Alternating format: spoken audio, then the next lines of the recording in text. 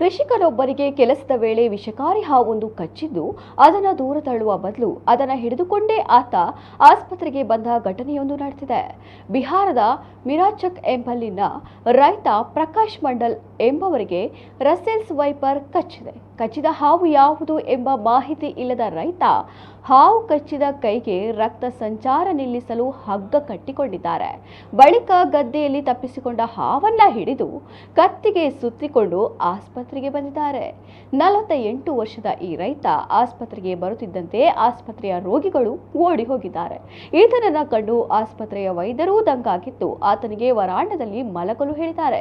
ಈ ವಿಡಿಯೋ ಸಾಮಾಜಿಕ ಜಾಲತಾಣದಲ್ಲಿ ವೈರಲ್ ಆಗಿದ್ದು ಜನರು ರೈತನ ಅವಸ್ಥೆ ನೋಡಿ ಸಂಕಟ ವ್ಯಕ್ತಪಡಿಸಿದ್ದಾರೆ.